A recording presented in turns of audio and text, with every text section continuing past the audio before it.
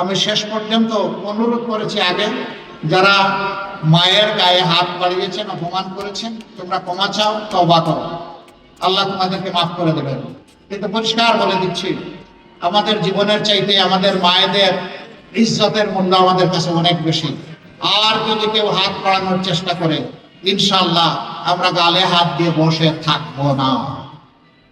মায়ের সন্তানের আমরা গর্জে উঠবো, যে কোনো মূল্যে আমাদের মায়ের মর্যাদা আমরা ইনশাআল্লাহ রক্ষা করব।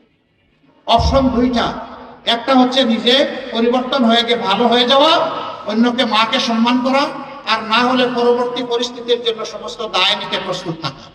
আল্লাহ রাব্বুল আলামিন আমাদেরকে এগিয়ে যাওয়ার তৌফিক দান।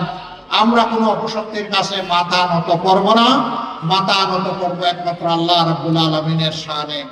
আর কোথাও মাথা নত করার কোনো প্রশ্নই উঠে না। সেই দেশটা, সেই সমাজটা আমরা করতে চাই। আল্লাহ হাফিজ।